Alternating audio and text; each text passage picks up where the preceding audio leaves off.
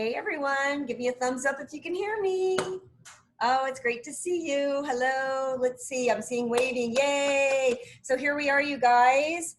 This is our last, let me move this up. So things are a little different this time around. You guys know, I'm gonna get rid of the participant list. For those of you who are new, I'm gonna introduce myself and tell you what's going on shortly, but I just wanna give you a few logistics. So if you're new to Zoom, in the bottom of your window, you see a chat bubble. If you click that, a chat screen is going to come off to the side, and that's where you can talk to one another, and that's where you can talk to me, and I do my best to answer your questions. And so this is one of the parts that I really, really love, is if you will just say in the chat your name and where you're viewing from. And there is Lisa from Key West. I want more, I need more. Okay, I've got Chandler, Arizona, St. Paul, Minnesota. Hey, Laura, Florida, Atlanta, Ohio, California, North Carolina, Texas, more Colorado, more Columbus, Ohio. Okay, you guys, I'm super excited that you're here. Welcome, welcome, welcome. I'm trying to see how many of you are here. I only have one monitor these days. So I've got 59 of you and growing. So those of you who are new to this whole thing that's happening, my name's J.L. Fields. I am a vegan cookbook author, and I am the founder of the Colorado Springs Vegan Cooking Academy. And when the pandemic hit, like most of you who had to put your world and your work on pause, so did I. And I asked you, I believe it's now 16 weeks ago, this is the 15th class I've taught, 16 weeks ago on a Saturday, I said, if I offered a free cooking class on Zoom tomorrow, would you attend? And over 300 of you showed up that day. And many of you have been with me for the last 15, 16 weeks. And so every Sunday at 1 o'clock Mountain Time, and boy, that's a story, am I right, ladies? I'm in Illinois today, and Mama don't know how to do time zones because I was ready for you an hour and a half ago. And then Dave, my husband, who will be with us today too, said, really? So you and I are just gonna stand here for an hour and a half in this room? And I was like, whoops. So I started drinking a little earlier today. It's fine, don't worry. We're celebrating, it's a book party too. So anyway, we're here. And if you are new to these, we have a whole bunch of classes that I have the video archives for you. I'm actually gonna drop you a link right now. You can go to my classes website and you can watch all of the videos. There was only one I screwed up on, which I'm pretty impressed with. Let's see if I can cut and paste using the same computer. Bam. I don't know if that link worked, you guys. It doesn't look like a hyperlink. You know, we've had some troubles before. Go to jlgoesvegan.com classes and you can see the previous videos. So today, many of you who've been hanging out here for a while know that I was itching to get back to Illinois because we're in the middle of the pandemic, and I have some folks that I've been wanting to see, and by folks I literally mean my folks, and I'm visiting them about 6 feet away. Hi, Mom, if you were able to figure out Zoom today, she's only a mile away. I'm staying with my sister, and my aunt is here. My aunt is here. I'm the aunt. My niece is here, and my two sisters are here, and we're gonna do some cooking, and it's actually, oh, someone asked how is Dad. Dad's good. He's looking good, feeling good, probably doing a few more things than he should be doing right now, but yeah, he's doing good. Thank you for asking. Had an amazing 13 and a half hour drive, and I'm not even being sarcastic, all by myself, singing at the top of my lungs for 13 hours is basically heaven. And I stopped at a place called The Fix KC in Kansas City, Kansas. It's all vegan. You got to go there. Okay, so today, the very last class, we are going to be talking about baking. So it's really actually kind of awesome that I am here with my family because so many of the things in the cookbook are some of my family recipes. And the first one I'm going to start with today was Grandma Irene's. I got to show you something so cute. Who do we think engraved this? Do you think Dad did it? I think Dad did it. So, you know, those of you, so I'm from, you know, I'm in Illinois, I'm from the Midwest, but I'm sure this is from all over the place. But, you know, we would like go to church on Sundays and have these like potlucks, or if like someone got married and everyone would be down in the church basement, and Grandma needed to know she was going to get her cake pan back. So Grandma used to have masking tape on it with her name on it. And then either my dad or my uncle engraved her name in this just to make sure that Grandma Irene could get her bake pan back. And I think I got that frugality from her, because there are people who grab things of mine and I'm like, hey, I want that back. Anyway, so we're going to be making Grandma Irene's date pudding that we're going to veganize.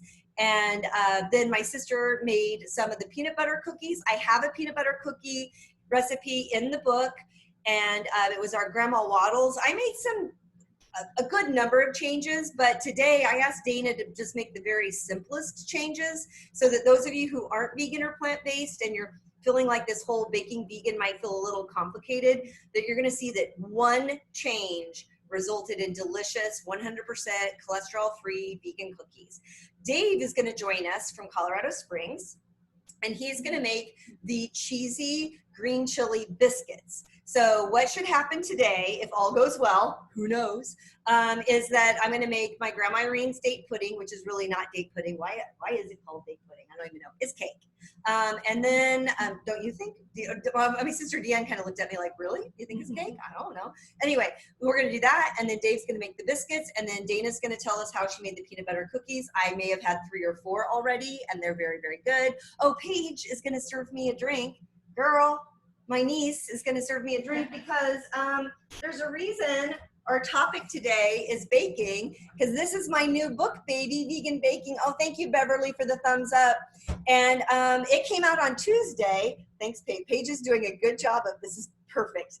I can see the pour, but she's like really trying to avoid the camera. What a good niece. I mean, listen, when she was born, I literally left grad school and called all my professors and said, sorry, gotta go, my niece was born.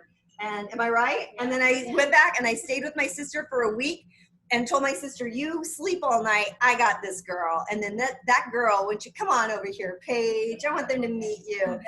When she was 10 years old, come on, you can just do it real quick. This is Paigey. Isn't she the sweetest? When she was 10 years old, she was my maid of honor in Las Vegas because I'm a cool aunt, and she got to go to Vegas. Her mom didn't even get to go to Vegas. So anyway, I digress. So we're talking about baking today, you guys. I do want to tell you, some of you have been messaging me, disappointed that Amazon did not deliver your books as promised. They were published on Tuesday. If it makes you feel any better, mine didn't come either. I got an email saying that the book that I wrote and spent all winter writing, I won't get until July 20th. So it is a reminder that you can get it for Kindle. And so those are the recipes we're going to be using today. If you have questions throughout the day, you can ask questions in the chat, and we're going to try to keep this fairly close to an hour. So what we have planned, oh, thank you guys. So when I talk to them, they're sending me notes and they're saying it's nice to see me with my family. Thank you. We're having a really good time. Probably more fun than is legal or should be allowed, but it's always been that way. We have a good time together. So thanks for we're doing a little sparkly, little Gruet from New Mexico. Okay, if you're having a drink, go ahead and, Dave, I know you are. Dave, I haven't unmuted Dave yet. I'm keeping him silent until I'm ready for him. Okay. So let's start with Grandma's date pudding. Someone's looking at my website. I don't see where the past classes are. If you click the Cooking Academy, someone just asked in the chat, YouTube people, I'm sorry. I talked to the Zoom folks live during the class. So if you go to my website and click the Cooking Academy, you'll see the list of upcoming classes, and below that you'll see every video from every class. And thank you, Jyoti. Oh, thank you, Jyoti, for providing the link, because apparently my links aren't working. And speaking of that, let me give you some more links that may or may not work. This is the link to my book. Let's see what happens. And that one worked. And then I know that many of you are very kind, and they like to give me a little tip every now and then for my classes. So if you want to leave a tip, knock yourself out, because that'll just be some beer money with my family this week. I'm kidding. Okay, so here we go. It's time to bake. I do want to tell you this. So this is my last t-shirt. I should explain what's happening with the future of the classes. So first off, today's t-shirt is from Woodstock Farm Animal Sanctuary. Woodstock Sanctuary is in New York. I used to be on the board of directors there. You see that this is a goat, and it looks like a tattoo. This is a goat. It is a tattoo. And it's actually a real goat, and her name is Clover, and she lives at Woodstock. And I went vegan or vegetarian, I guess it's going to be 18 years ago now, after an incident with a goat in Africa. And then I met Clover the goat in New York. I knew that I would be vegan for life. And there is a tattoo shop in Brooklyn called Gristle and they designed this t-shirt, and they've done actually some of my work, and they're a vegan tattoo shop in Brooklyn, so keep that in mind if you're ever there. And they make donations to vegan causes, and they even have signs on their door that says, we're vegan. If you're coming in with animal products, we'd like you to leave them outside the door, like they're those kinds of vegans. So anyway, that's today's shirt. So let me quickly explain. This is the last free pandemic class, and what I mean by that is I've been with you every Sunday except 4th of July weekend. You guys gave me a weekend off, and I love you for it. We had an amazing 3-day, like, relaxing time. It was wonderful. And so moving forward, twice a month, I'm going to be doing online classes here on Zoom still. I plan on doing them through 2021. I do not plan on opening up my cooking academy in 2020. I just don't think things look good. And I'm not going to ask people to come in and put themselves at risk. So I'm going to keep doing these. And what I'm going to do is offer sliding scale classes. So if you still want the class to be free, you can absolutely just pay $0. If you want to pay $5, pay $5. If you want 10, fine. And I have a couple of fairy godmothers out there, and you guys can want to keep doing what you've been doing.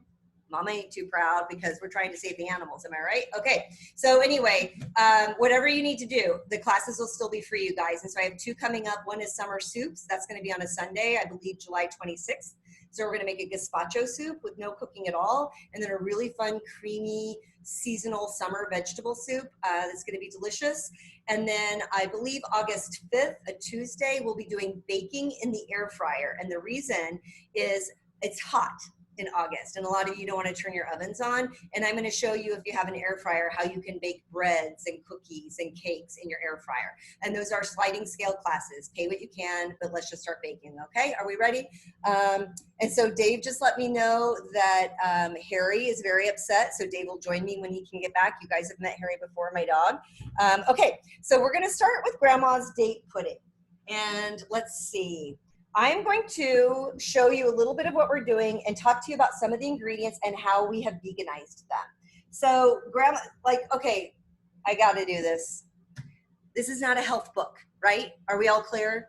Vegan Baking for Beginners is not lose 25 pounds in 2 months by vegan baking for beginners. It's not that book, all right?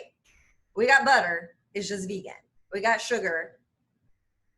We got flour. We got a lot of things. So we clear? Everybody good? No one's going to go badmouth me anywhere. I never told you it was going to be anything else. This is not a, oh, someone just said thank God in the chat. So I'm doing that so you can take a really deep breath and understand that this is like, you know, like the ingredients are about to happen. Okay, we ready? All right. So we're going to do our very basics, which is in many recipes that you've seen in the past, you cream your butter, you cream your eggs. But in this case, the butter is a vegan butter. We used Earth Balance. All of this was found in, did you get this in Burlington, PG? Hy-Vee in Burlington. And we were in Hy-Vee yesterday. What did we get? Oh my gosh, you guys, we got the BioLife feta cheese. Have we all agreed that we like it? There's only one vegan in the kitchen right now, but I have, there are 4 of us who all agreed that the BioLife feta was amazing. So I've got some vegan butter in here, and then we're gonna add some sugar, just some straight up sugar. And then today's egg is going to be a chia egg. So we're going to talk about eggs in a minute. I just want to get this in the oven. So the way I made this chia egg, I actually just used the whole chia seed, and I put some hot water in there. It's been sitting for a while because I did prep for the class 2 hours ago because I got screwed up on the time zone. But we're good, and I think I'm plugged in. And I'm just going to cream this really quickly. I'm using Dana's stand mixer. I'm so glad she got one. Thanks, Dana. And let's see what you can see. We're just creaming it up. Now the chia seed might seem like an unusual choice that I used the whole chia seed, and it doesn't look like the runny sort of vegan egg you were looking for. But I'm going to show you another ingredient, and then I think it's going to make some sense. But I just want you to see how beautifully this creamed up. Look at how creamy this is. This is just vegan butter. This is sugar, and it's the chia seed. The chia seed looks weird, and we do eat with our eyes, and we are going to try to fool my dad later. Pretty sure Dad's not watching, but oops, because Mom might be on. Maybe you are. Sorry, Dad, we're not going to fool you whatsoever. So when you're making substitutions, you want to think about what the final product is going to look like. So Dana and I we were out for a walk today, and we were talking about the different kind of vegan eggs we were going to use. And I was like, oh, you know what? I'm going to use ground flaxseed for grandma's date pudding. So maybe you could use chia seed for the peanut butter cookies. And then all of a sudden I looked at her and I was like, that's a terrible idea, because peanut butter cookies look like peanut butter, right, you guys? It's like, you know, they're a light brown cookie. And so a dark chia seed is not going to make a lot of sense. But the star of this recipe is actually these chopped dates that have been soaking in hot water. So now you can picture those dark chia seeds with the dates. We're not going to see them. It could change the texture a little bit. Honestly, I haven't used it before. I just wanted to try it for this recipe. But I want you to think in those terms. I'm not going to dive deep into vegan egg replacement or in dairy for this class, because we did an entire class on that. So please go to jlgoesvegan.com/classes. And if you go down to vegan eggs and dairy, you're going to see an entire class on ways to substitute eggs and ways to substitute different kinds of dairy. But the reason I wanted to bring it up to you today in this context was, if we eat with our eyes first, think about a final product. And so when you're deciding which replacement you might want to use. So I'm just glad that Dana and I talked about that when we were on our walk, because all of a sudden I was like, no, that would be a terrible idea. So, okay, so real quickly, Janet Riley asked me when my future classes will be. I'll try to do one Sunday a month and one weekday a month. I'm going to go down to 2 a week. I'm trying to kind of slow my life down a little bit after the books. So they're on my website though. And if you sign up for my newsletter, let me send you a link right now to my newsletter. You will always know, because I send out an email once a week, and you will know when my classes are. My sisters are watching this process, and I think they're just like, this is weird. She doesn't like really stay focused. They all know I don't stay focused, right? You guys, give me a thumbs up if you know I don't stay focused. It won't offend me. I know who I am. Thank you. They're all like, she does not stay focused at all. That's why you keep coming back, because you know you never know what to expect, right? Okay, thank you, Beverly. I saw that nod. I appreciate you. Okay, so let's get back to the date pudding. So now I have my, I've creamed my chia egg. I have added my vegan butter, and I've got my sugar. Now I'm going to get back to, oops, am I locked? Because sometimes, yeah, here we go. Now I'm going to just get some of this flour in here. It's going to get kind of dry and thick, but that's because then I'm going to add my, we're going to add walnuts. So if you don't use walnuts, if there's an allergy, don't use them. Can Erin eat walnuts? She's not coming today, though. Okay, sorry, I've got what do you call her? She's my niece-in-law. Yeah. Anyway, so she's got an allergy, so she can't have this. So now I've got my walnuts, and it's really working hard because of that flour. But now we're going to add the secret ingredients, which are these chopped dates that I've had soaking in hot water. And now we're going to get some of that liquid back in. And that's why I didn't worry about having a liquidy egg, because actually I think in the cookbook, you guys, I think the recipe actually calls for aquafaba, which, by the way, if you don't have the book, let me cut and paste that for you right now. I'm going to give you the entire recipe for grandma's date pudding. No, it's 2 flax eggs. Okay, one moment, please. I'm going to give you the entire recipe. And some very smart people here recently, let's see. Oh, sometimes it won't let me cut and paste. They've been cutting and pasting, or I'm sorry, doing screenshots of what I put in here. So if you want this recipe without buying the book, but I don't know why you would do that, but let's see. Here's the first half, and now let's do the instructions. And someone asked about the chia seed. So to do your eggs for a flaxseed or chia seed, it's usually 1 tablespoon to about 2.5 or 3 tablespoons of warm water. So there's the recipe here. And when I didn't think it worked, I'd actually sent the recipe to one person directly. So thank you for letting me know that. Okay, so now I have an amazing texture. I'm going to go with a little bit more. And now I want you to see what's going on here. So I've got a nice batter. And again, even though this is called date pudding, it's really going to end up being rather cakey. And we're going to get this. What are you guys doing? I want to know what you're doing. Are you trying to watch it? Oh, stop the video? Okay. So I greased, so you guys can, I used a little vegetable oil, little olive oil to spray Grandma Irene's pan. And you can also use parchment paper if you don't want to do that. So now I'm just going to get this yummy batter directly in the pan. And then, Dave, if you can hear me, I'm not sure if you're back with Harry. You're going to be up soon. I'll look for you in a minute. And then we're going to serve this with something that we're going to make at the end of the class. But I just want you to see what I'm going to do here. So I'm just going to spread this out. I got a 9 by 13 pan. I do have some good news for you. If you're wanting to do smaller batch baking, you can actually cut this recipe in half, and you can make it in an 8 by 8, like a brownie pan. And that's what I do when I'm making this for Dave and I, since there are just 2 of us. But we got some family members who I think are going to get all into this later today, even vegan and all. So here we go. So we're about to go in the oven. And then I'm going to set my timer. We're going to go on the 1/3 down shelf. I talk about that a lot in the book. Usually I will tell you exactly where I want you to put something you're baking in the oven. Some things you want to have lower, some things you want to have higher, sometimes some you want to have right in the middle. My default is usually the 1/3 down, so it's like that second rung, and that's what we're gonna do. But I just wanna quickly look at my recipe to see how long I'm baking this. 35 to 40 minutes. Well, we'll see about that, won't we? So let's try 30, and we'll check them. And I see my husband's beautiful face. So first off, before I let Dave talk, he hates that I have control over this. Like, I get to decide when Dave talks, and it's kind of awesome. And I say that glass pan is A-okay. Someone asked if a glass pan was okay. What's the purpose of soaking the dates with baking soda and hot water? Why did Grandma do that? We literally have no idea. I am so glad you asked that question, because like, how many of you have tried to like veganize an old recipe that your parents made or your grandparents made? And there are things that we look at and we're like, why did they do that? But it was so good. I'm just going to do it. I have no idea.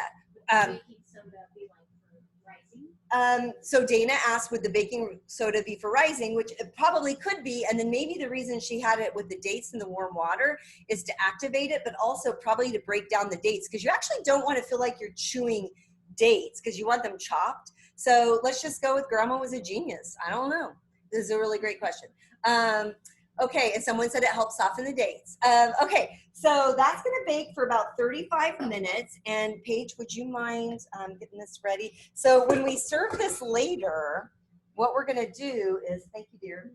She's gonna, one day when I'm like in a assisted living and someone has to take care of me because I chose to have animals instead of kids, she's gonna be like, I'm gonna get back at everything you've ever made me do. Later, we're gonna serve the date pudding with whipped cream, but in this case, we're actually gonna make aquafaba based whipped cream. So you can both learn how to make the meringue for the meringue cookies that's in the book, or the topping for a lemon meringue pie if you wanted to make a meringue pie, but we're gonna use it as whipped cream, but we're gonna get to that later. I am about to have Dave walk you through cheesy green chili biscuits. So Dave, I am about to unmute you. And I think, did I unmute you? I'm trying. There we go. Dave, are you with us? I'm here. Yay. Okay, so Dave, take it away. Okay. We had, when J.O. was baking this book or creating this book, you know, we were always making stuff in the kitchen all the time, and biscuits by themselves are great, but relatively, plain biscuits are great, but can be boring. So we wanted to jazz it up a little bit, and so we came up with the cheesy Hatch green chili biscuit recipe. So I've got stuff already measured out, but essentially here, get your oven to 450 degrees. I actually have ours to 475 because ours runs a little cool, so it'll probably be close to 450. I'm going to jump in, Dave, if you don't mind. Yeah. Because there's something related to that with the book. In the book, one of the things that I give you as far as tips, and this goes back to, you know, this class is called Vegan Baking 101, but what we really mean is either you're a new vegan and the 101 to making things vegan, or baking and you've been vegan for a while, but you're new to it. And many people have trouble with their baking because their oven isn't reading accurately. And so one of the best things you can do is buy one of those thermometers that you can set inside your oven and let your oven heat up to, like, if you have a recipe for 350, leave that in there for an hour and then go check. And if it says 325, you know from this point forward, you always need to go to 375 so you can bake at 350. Go back, Dave. Cool. Yeah. And we discovered that when she was doing recipe creation for this book. Someone just asked, this isn't my recipe, this is JL's recipe. So it is in the book. It's the cheesy chili biscuits, I think is what it's called. Yeah, and wait, he's being humble. It is his recipe, because here's the fact of things. So we're going on 22 years of marriage. We're going on 8 years of writing cookbooks, and Mama gets exhausted and she loses like ideas. Sure. And so Dave makes great biscuits. And one day I said, I want cheesy green chili biscuits in my book, make it happen. And he wrote the recipe. So he needs to take ownership. Go ahead. It is in the book. Okay. So she got me. Anyway, yeah. So ovens at 450. This is the biggest challenge with this is biscuits, anything with baking. You know, we're adding baking soda, baking powder, and you, as our dear friend Chef Ted says, baking is all about chemical reactions. So a lot of measurements have to be exact. And in this case, there are some that are exact, but biscuits are weird sometimes. Depends if it's a humid day, maybe you don't need as much liquid. If it's really dry, you need a little more. So the leavening agents have to be pretty precise. But when I measure 2 cups of flour, it's sort of a level 2 cups-ish sometimes. And then I adjust a little bit as I need to. So I got 2 cups of flour already in a bowl. I have, let's see, I'm gonna read off of my list here. We've got a ½ tablespoon of baking powder. I know that's a weird amount, but with 2 cups of flour, that's what you need. You can double this recipe to make more. This probably yields, depending on how big of a biscuit you want, 6 to 8 good-sized biscuits. So ½ tablespoon baking powder, a ½ teaspoon of baking soda, and a ½ teaspoon of salt. Now, you don't have to add, you can add less salt if you want. I mean, salt brings out the flavors in food, and we're adding extra stuff, so I put in a full ½ teaspoon. So again, ½ tablespoon baking powder, ½ teaspoon baking soda, ½ teaspoon of salt. That's all in this guy right here. I just mixed it all together. I'm gonna dump that in. Then we are going to add a third of a cup of loosely packed third of a cup of your vegan cheddar cheese of choice. You can, if you can buy shreds, you can grate it. So I'm using, today I'm using Daiya cheese. Gotta be honest, it's used to not be my favorite. The flavors are pretty good though. I kind of like follow your heart, but anyways, I got a third of a cup of Daiya cheddar. Gonna put that in with the dry, and that's kind of important. I'll get to that in a minute. So the cheese goes in with the dry ingredients, and what I'm gonna do is I'm gonna take a little whisk, and I do mean a little whisk, and I'm just gonna mix this up. Mostly to get the baking soda, baking powder, and salt incorporated really well. Okay, I don't want like a clump of it in there. So just whisk that up so everything's mixed. Now, wet ingredients. I'm gonna make a little well in the middle of that. Gonna take 3/4 of a cup of almond milk or soy milk, your choice. And then you can show them also the bowl that you're using. Oh, sure. Yeah. So anyways, yeah, I just made a little well in the middle. Okay. I'm going to put the wet ingredients in there. I'll actually leave this like this for now. Hey, Dave, sorry, because we got some questions. So someone's asking if 1.5 teaspoons is the same as a ½ tablespoon. While that's accurate, it's not acceptable cooking cookbook standard ingredients. So yes, that's true, but we have to follow a protocol of how we use ingredients in cookbooks. Okay, go ahead, Dave. Okay. So wet ingredients. Again, if you don't do soy, do almond milk. Don't get the sweetened, just get plain. And then you're gonna add about a tablespoon of lemon juice to make it buttermilk, essentially. You're gonna curdle it a little bit.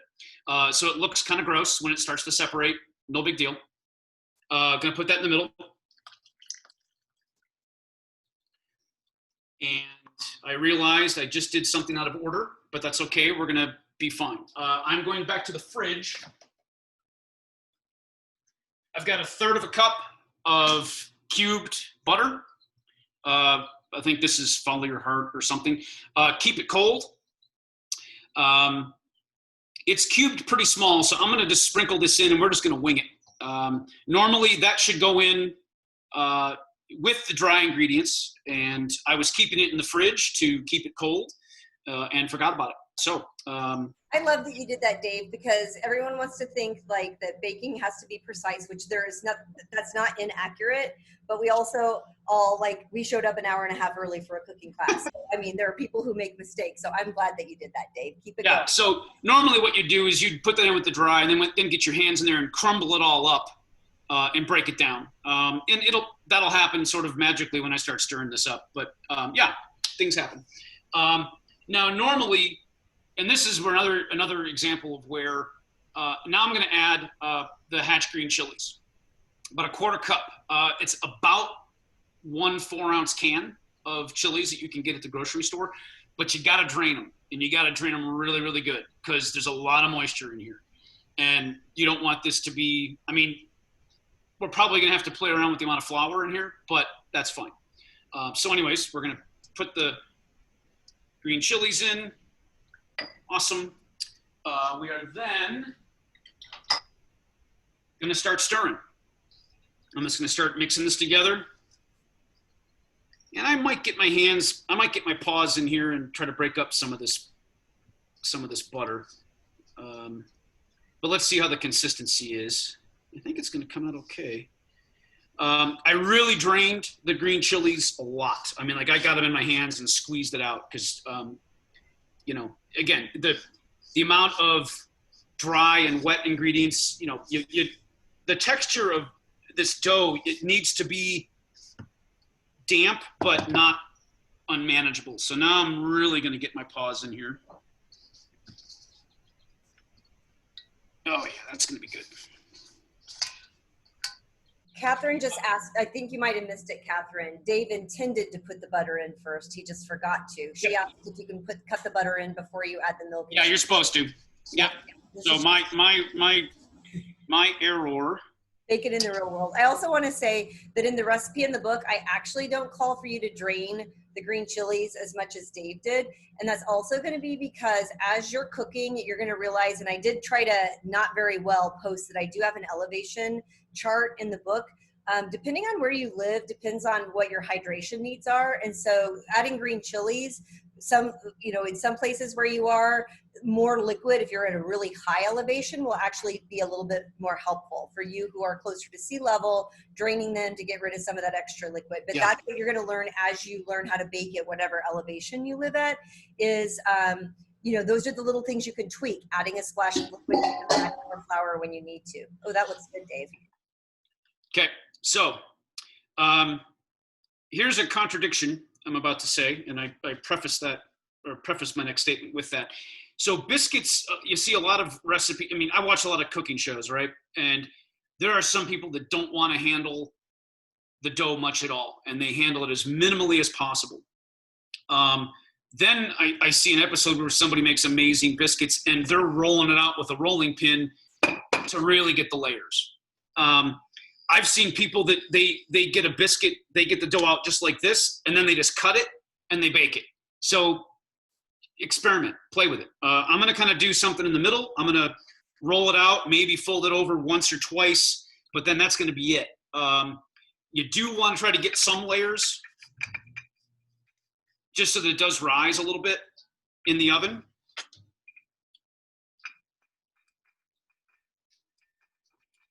So I'm going to do that, and then I'm going to fold, and then I'm going to roll it the other way, get my beer out of the way, because that would be a disaster if that got tipped over.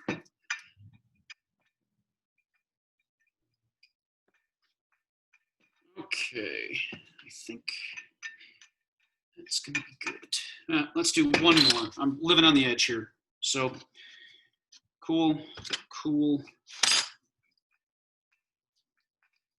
Yeah, I got huge chunks of butter in there, which faux pas, but yeah, we'll see what happens. Okay. That's awesome.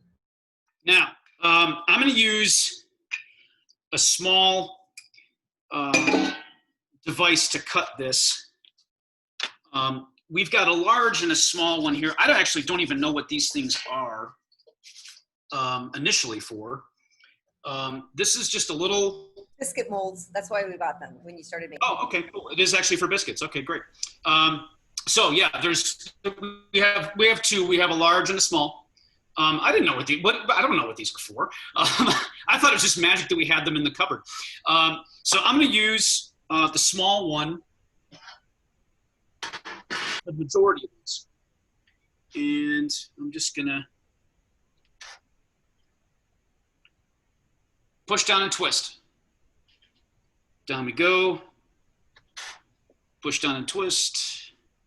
So on the baking sheet, I do want them to touch a little bit. You don't just kind of nestled up next to each other.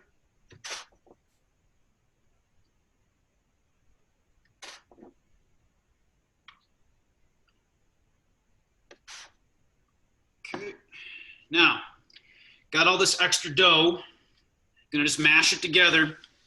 This is where it gets a little, you know, you don't want to waste the dough, and you're going to have probably enough leftover dough for a couple more.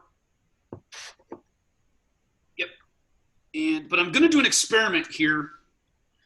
I'm going to make one big biscuit because then I can make a sandwich with it later.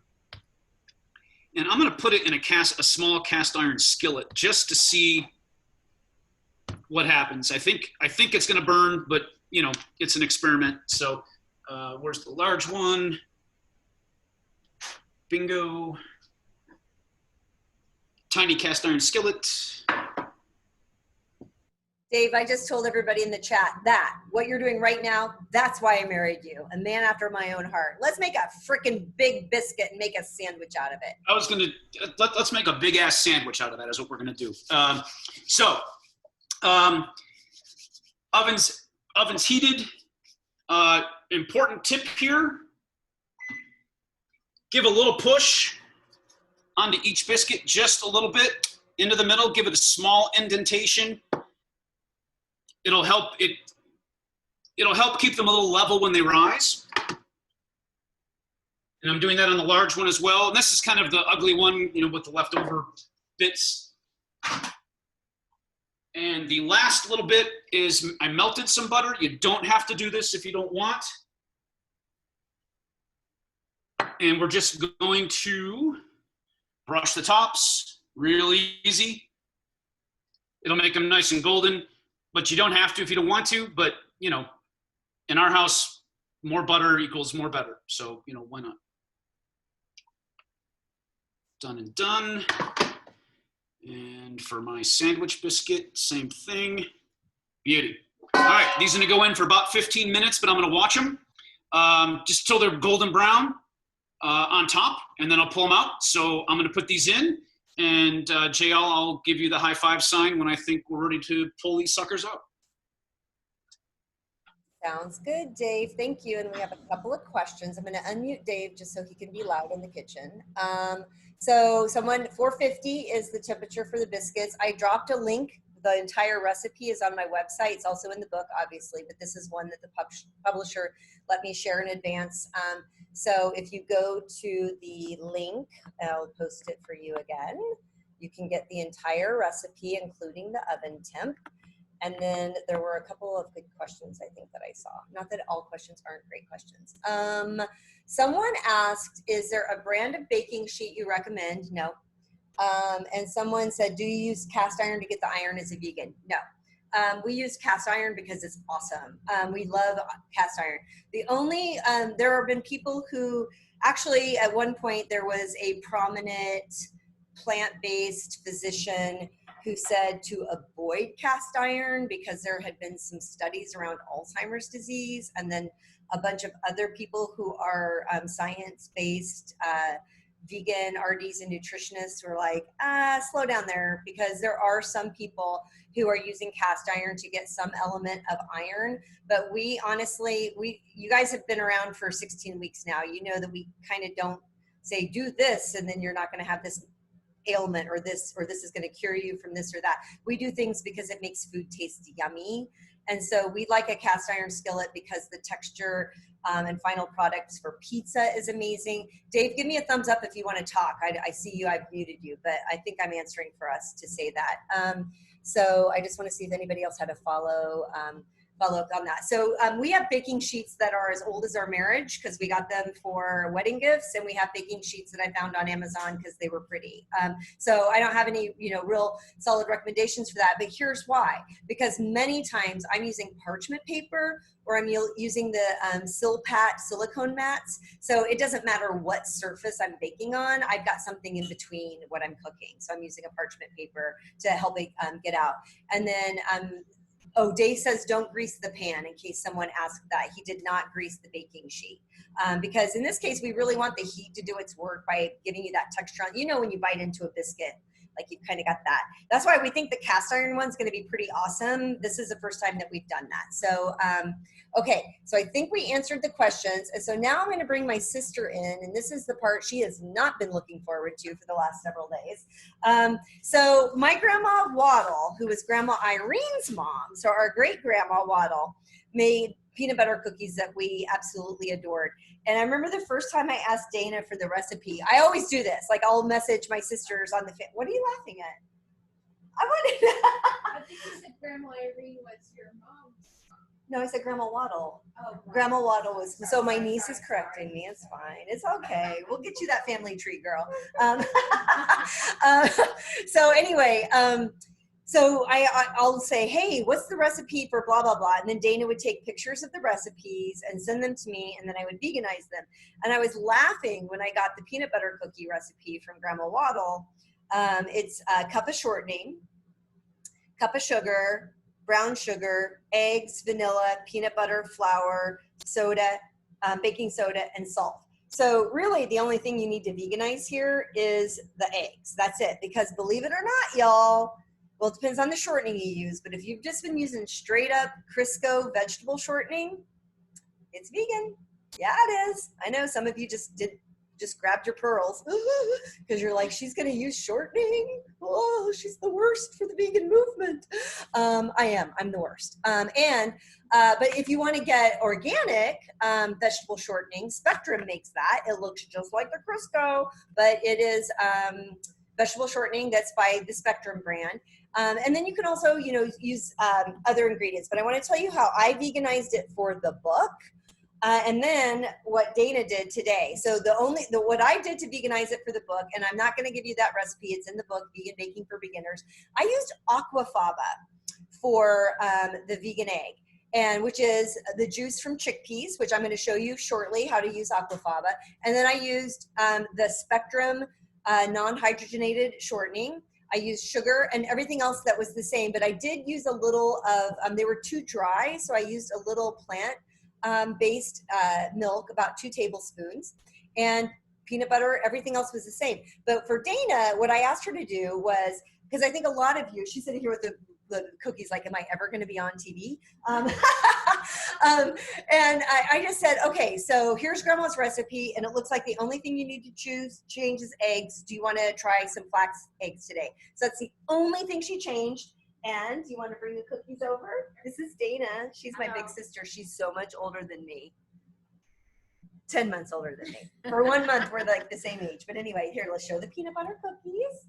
Don't they look delicious, you guys? Just the way you would expect them to look. Here, maybe I'll have my 5th today. Look at these. And the only change she made was ground flaxseed for the egg. Thanks, Dana. Sure. It was lovely to have you in. 0 cholesterol peanut butter cookies. So I just wanted you to see that is like a lot of recipes that you grew up with when you're like, oh my gosh, I want to veganize this or that. Find the old recipe box in the family. Message one of your family members and ask them to take a picture of the cookbook that one of your, your parents or your grandparents or somebody used, because there's a really good chance that there's no animal products in it, or there's just one animal product in it, and you can make that switch. Is it vegan butter for non-vegan butter? Is it using a version of a vegan egg? And so someone said, someone asked about when the garbanzo beans are cooked in the pressure cooker, does the leftover water become aquafaba? Well, that is an excellent segue, Terry, and I'm going to get to that in a minute. Dave mentioned a couple things with measuring that I wanted to show you, and these are some of the things that you can get from the book, which is how to measure, like with dry ingredients. So you're going to see sometimes recipes that call for level dry ingredients and sometimes spooning in. I just want to show you the difference. So like if you have a recipe that says a level cup, or if it just says a cup of flour, I just use the back of a butter knife, and I just go like this, and that's how I measure my flour. But you'll see some recipes that kind of want a little bit of flexibility, and they'll say to spoon in the flour. So then I'll just use a big tablespoon, and I just start going like this. So it's nice and loose. And I keep scooping it in, and I just kind of loosely go like this, and then that's when I spoon in my dry ingredients. So I just wanted you to see that, what that looks like. And so most recipes are going to tell you exactly how they want you to approach the dry ingredients to set you up for success. Someone said that, oh, I don't know if you meant to send that to me privately, but Jennifer says that a friend of hers sells some parchment paper called Zenlogy. Excellent and pre-cut. And then someone asked how many flax eggs you used. I think you just did the one. You used 2. She made 2 because grandma's recipe called for 2 eggs. So she did, she just followed the back of, was it Bob's Red Mill? Yep. She has the ground flaxseed, and she just used the back, which is the same formula I give you in the book, which is basically a tablespoon to about 2.5 or 3 tablespoons of warm water. If you, so Jen is talking about this parchment paper, and maybe Jen, why don't you just post it publicly? It'd be easier for me. You're sending it to me privately right now, but I have no problem with you sharing it publicly, especially if your friend is a vegan and it goes to support a vegan business. So I'll leave that to you to decide. So let's talk aquafaba, you guys. So while the biscuits are going, and I haven't heard from Dave, so I think we're fine. And my cake has at least 4 minutes, but might be 5 minutes. I haven't cooked at sea level for a while, so wish me luck. Oh, Cheryl, take some more, honey. Is that what you're looking at me for? Love my niece. She's the sweetest. And she made some really, really pretty babies that I've been hanging out with for 2 days who are hilarious. Lenny has an attitude, just like her auntie, JL. Okay, so we're going to make some, we're going to play with aquafaba. So I promised, and Terry, I think it was Terry, yes. So aquafaba. If this is a new term for you, we did cover it in depth in vegan eggs and dairy class, which you can go to jlgoesvegan.com/classes and look for that. Patrice Evans, who's a very talented pastry chef in Colorado Springs, was my guest that day. So aquafaba, not a sexy name, but it does some sexy things, and you're about to see it, is the juice that comes from a can of garbanzo beans or from chickpeas. I talked about this before, but Terry asked the question, and I think it's a fair and good question to ask. She asked, can you use aquafaba, or more importantly, whether you said this or not, this is what you're getting at, Terry. If you pressure cooked dried chickpeas at home, is the broth, when it's left over, aquafaba? And the answer is sometimes. So there is somebody who's far more of an expert than I am about this. Ju Deaver wrote a book on aquafaba. She's vegan. The whole book is vegan. And I asked her that question on a radio program that I used to host. And she said that they tested it, and that the only positive experience they had making aquafaba from scratch was when they cooked the beans on the stovetop, or if they slow cooked that. So I was, of course, majorly disappointed, because y'all know I'm all into pressure cooking and into using multi-cookers like the Instant Pot. And then I had a happy accident a couple years ago. And that happy accident was I took a pound of chickpeas dry, threw them in my Instant Pot, And I wasn't exactly sure. Turns out it was probably, I added 7 cups of water, and I went to the gym.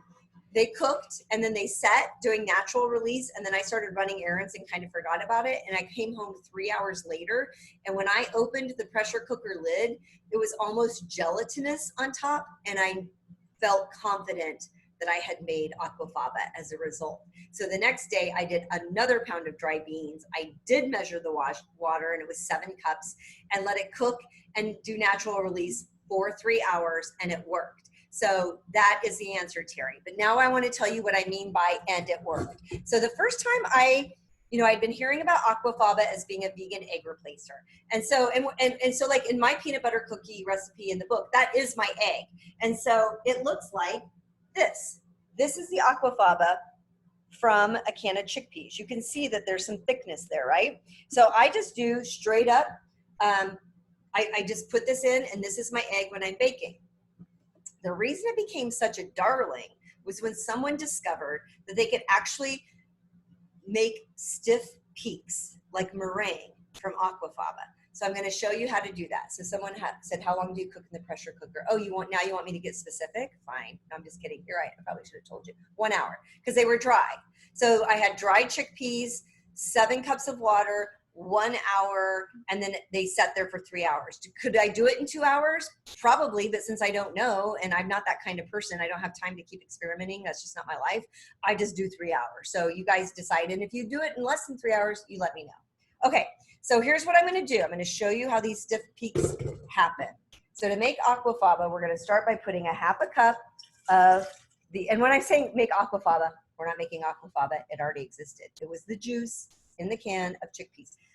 Hey, Dana, would you mind checking the cake? Sure. The pudding? Just you decide if it needs, like, it might need 5 to 10 more minutes. So if you just want to check the inside. We did not open. Trust me, I wanted to open that. That's one of the things I talk about in the book.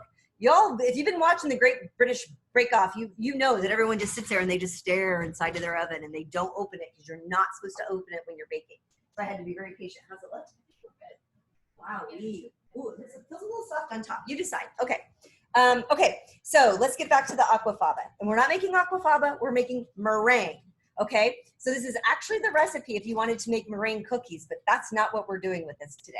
I'm gonna do something even more fun, if that's possible. I mean, meringue cookies are amazing. But okay, so first I'm gonna start with adding a little bit of cream of tartar, and I'm gonna add that to the aquafaba. And then I'm just going to, on medium, and now this is a question I have to ask you. It's really close to the computer. Is that loud and annoying right now, or can you still hear me? Give me a thumbs up if we're good on sound and I can keep talking. Awesome. Okay, so we're gonna let this go for just a couple minutes. I'm actually gonna look at my book and see. This is the downside of having, did it need to go back in, Ding? Okay, perfect. Meringue, let's see. Meringue drops. And let's go here. I just want to make sure I get the timing right. The timing is here's what I want you to know. For me, the timing is that I want it to ultimately be 10 minutes. Okay, great. So I wanted this to be about 3 minutes. So I'm going to let it go. I'm going to come back, and then I'll keep checking on that. So, so Joanne said she makes her chickpeas in the IP, remove the beans, and then you reduce the cooking liquid by using the saute until it thickens. That's a great idea. That's an awesome idea. Go to the gym for 3 hours, or do what Joanne did, which doesn't require being at the gym for 3 hours. And I think that's a really good idea these days for all kinds of reasons. Okay, so so I'm going to show you what this is starting to look like. And you're on camera, Dana. Sorry, I just wanted to let you know that. Just in case you're going to pick your nose or something. No, absolutely not. So you can't totally see, but it's starting to get a little white.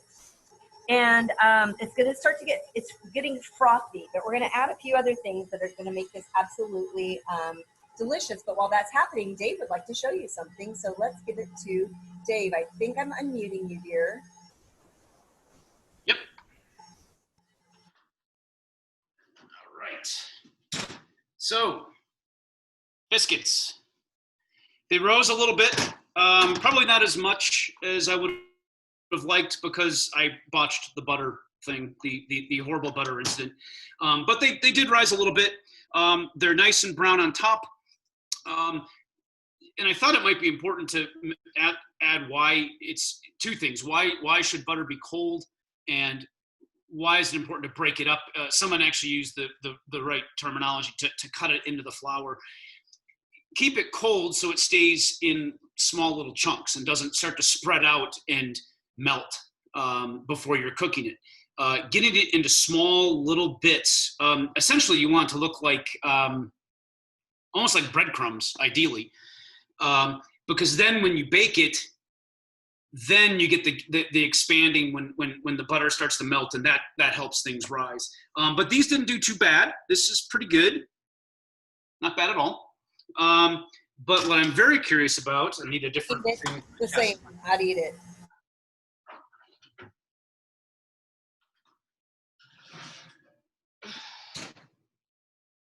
I think it worked. The cast iron turned out pretty well. So let's pull that out.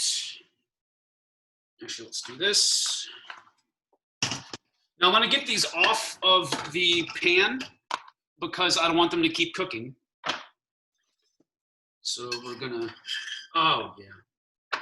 Wow, didn't burn at all. Are you happy, Dave? Are we gonna start having them in the cast iron? Oh, that's a done deal. Yeah, that's happening. Now, so I'm gonna get these on a cooling rack, and yeah, these are good. Very good, Dave. Thank you very much. I'm going to mute Dave, but if you have questions for him later, I'll unmute him.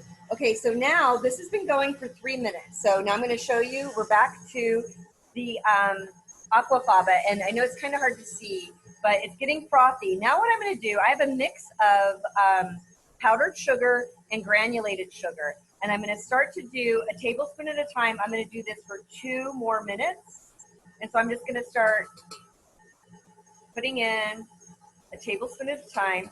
Now remember, the reason I'm adding powdered sugar and I'm adding granulated sugar is this is going to become meringue. You could make meringue drop cookies. There's a recipe in the book. You could make a lemon meringue pie. There's not a recipe in the book, but veganize your favorite whatever fruit pie and you can put this entire batch on top at the end to turn it into a meringue pie, and you're going to see what I mean in a minute. So I'm just going to keep adding this.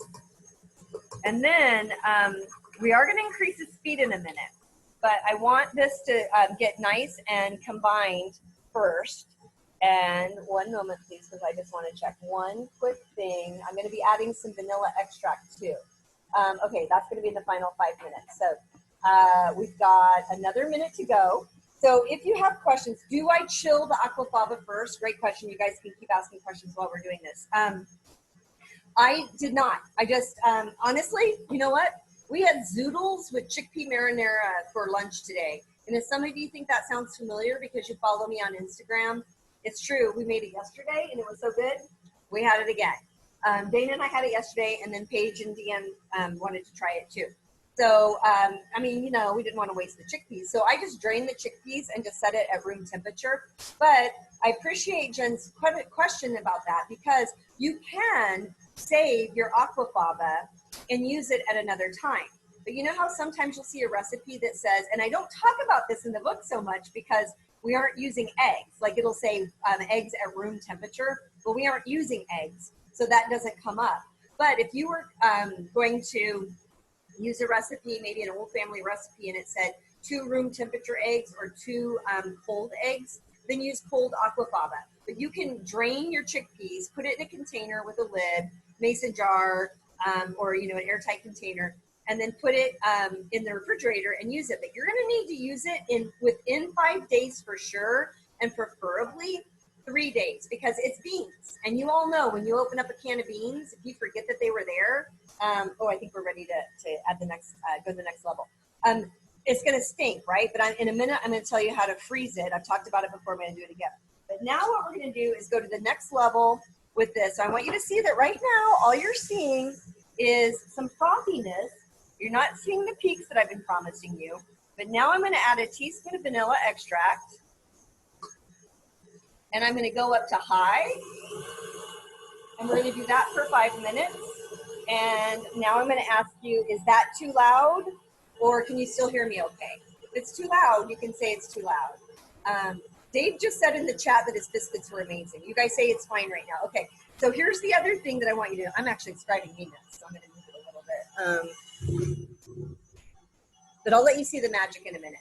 So one thing that you can do, I've done this in 2 cooking classes now, is you can take the aquafaba and,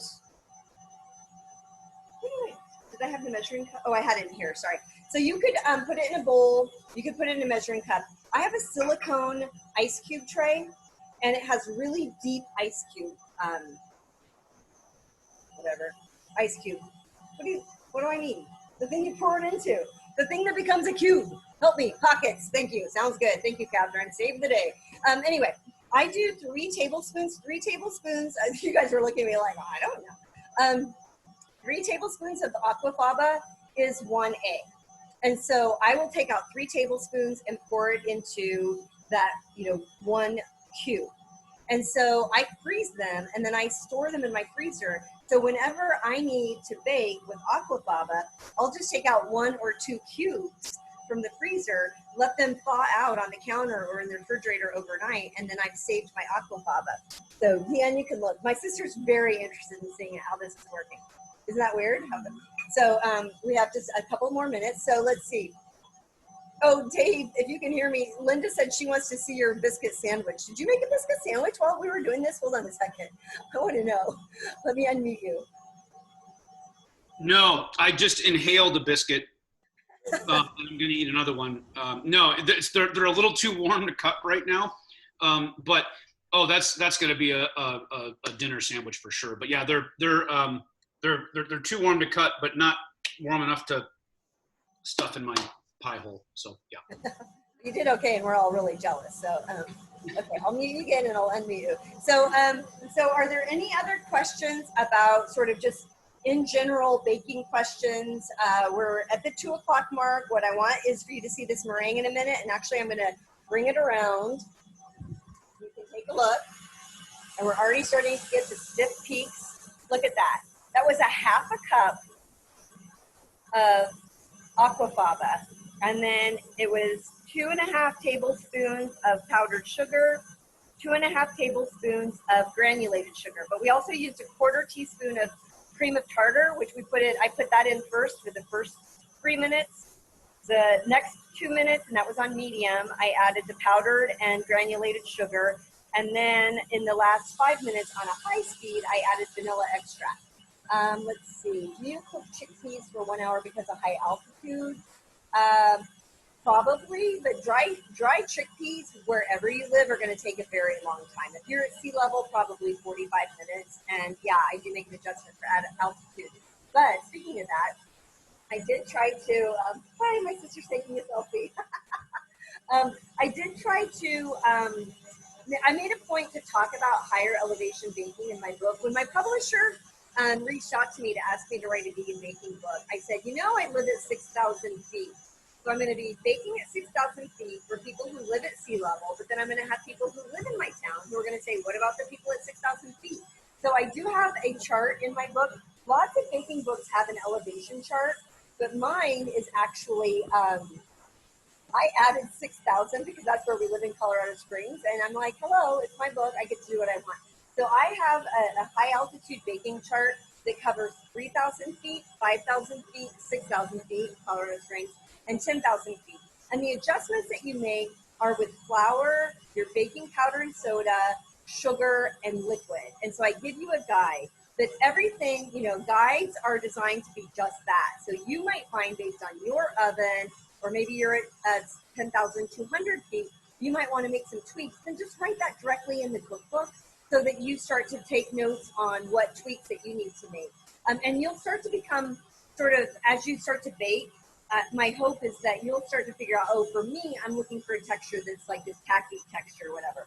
So the peaks are looking really good, you guys. We have just a few seconds left. I'm going to get this last little bit, and I can't wait for you to see it.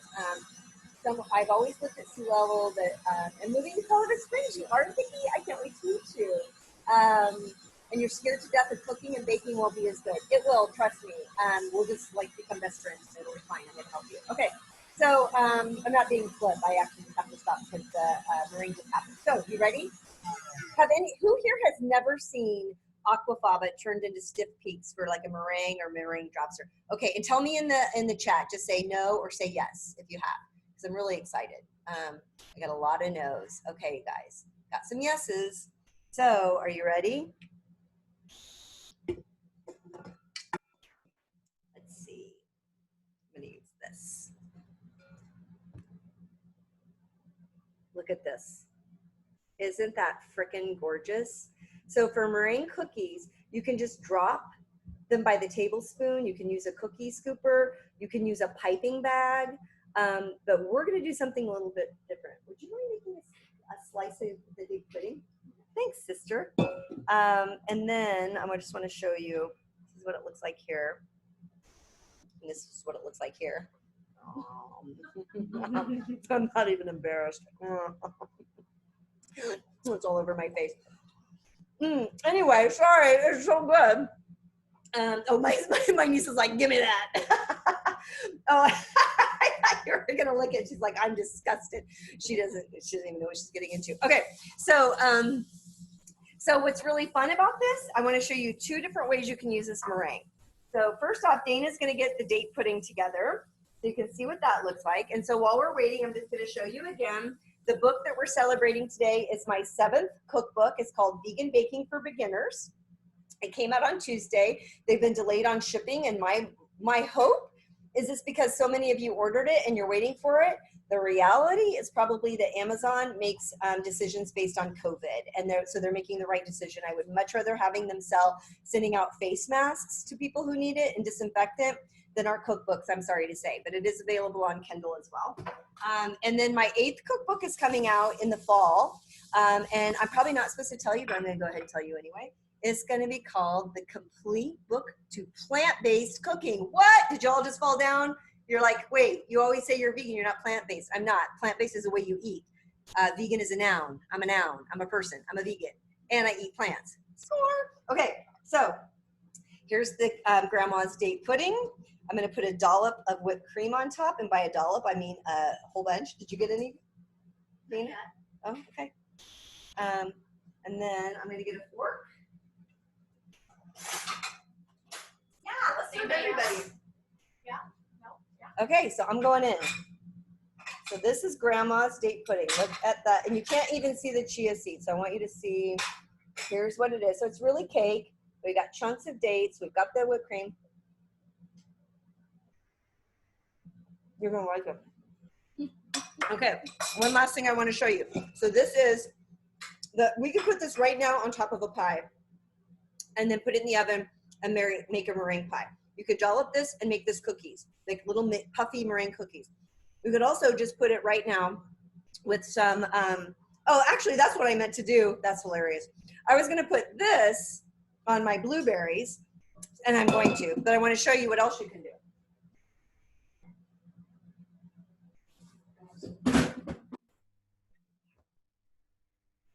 You want the cold one on yours? So, so this is frozen. I took this, I made some yesterday because we had chickpeas for lunch, put it in the freezer. And so we've got a frozen, will someone let me serve you that just for the sake of thing? Paige is like, heck yeah. So you're gonna do a little scoop of frozen meringue, which we turned into whipped cream. And now you tell us how that is. Which do you want, Dana, fresh or frozen? Fresh.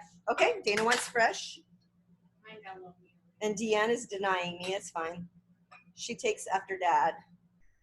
Mom will eat anything. I don't eat date pudding. Oh, you don't eat date pudding? Oh, whoops. I guess I wasn't paying attention to every single Christmas that we've had for, 50 years, but whatever. Don't judge. Okay, so, wait, what did you tell us about, Laura? Oh, yeah. You can definitely make whipped cream. And I have a whipped cream recipe in the book. I have a coconut whipped cream recipe. So you don't have to use the meringue, but what's going on? Oh, no. I know what he's doing. You do not want to know what's happening. I have a brother-in-law who is the worst. Okay, so So yeah, I have a coconut cream recipe that you can make, but meringue is awesome for this. And again, you have chickpea juice all the time. Add some powdered sugar, add some granulated sugar, add some vanilla extract. You can freeze it, you guys, and then you can have frozen whipped topping afterwards. So no, people are saying, chat is not disabled. You guys are asking about these recipes are in my copyrighted book, Vegan Baking for Beginners. And whenever I copy and paste, this is my 16th class. I'm not trying to pull a fast one on you. You can't copy and paste this. Talk to Zoom. I have no control over it. But you can take a screenshot of the recipe. I've gladly shared it twice, and I'll do it one more time. I'm not trying to keep anything from you. I try to share as much for you as I can. So I'm going to put the first part of the recipe and the ingredients here. And then I'll put the instructions. And I will, one more time, put the link, which we have put for free on my website for the biscuits. And the aquafaba I explained to you during the class. You can watch the YouTube video or from my website to get a recap. It was a ½ cup of aquafaba, which is the juice from a can of chickpeas. It's a ¼ teaspoon of cream of tartar. It is 2½ tablespoons of powdered sugar. It's 2½ tablespoons of granulated sugar and a teaspoon of vanilla extract. And you basically whip it to turn it to high peaks for about 10 minutes. I do the first 5 minutes on medium and the final 5 minutes on high. And I hope that you appreciate that I was able to give you all 3 of those ingredients during this class. So speaking of that, it's 2:15. This is my 15th pandemic cooking class. I've been with you every Sunday except last Sunday, which was a holiday weekend, to share free online cooking classes so you could learn more techniques and skills for cooking vegan. It has been my privilege to be in the kitchen with you. Many of you have been with me every single week. I have loved seeing your faces. I have loved your support.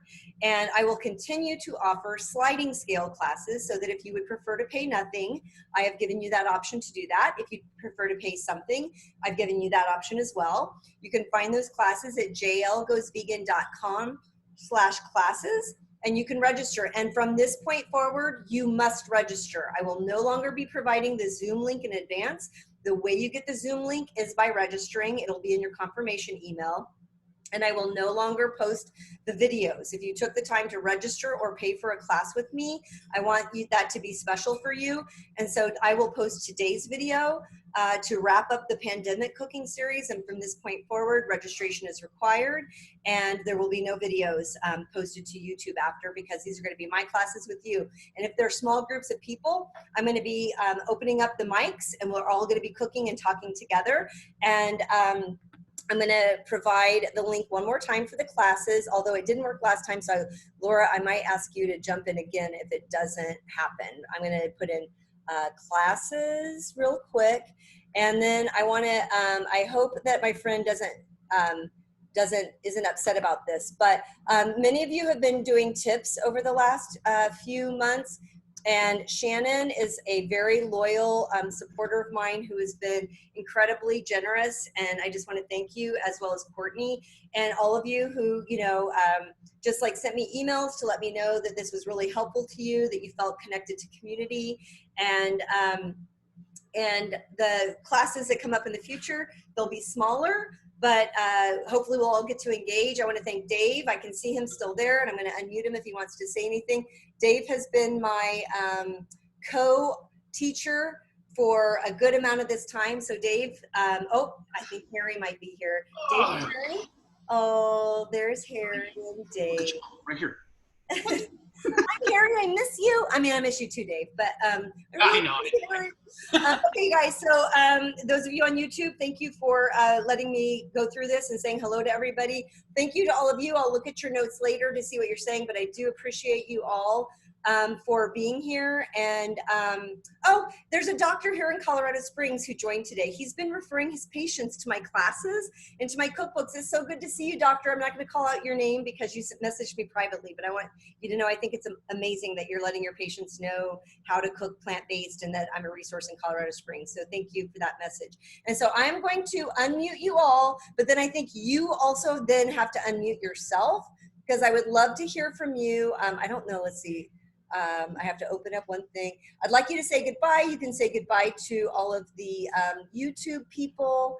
I'm trying to figure out where to do this, you guys, because I'm on a different computer and I might not be able to do it. So I'm so sorry. Wait, can I do it?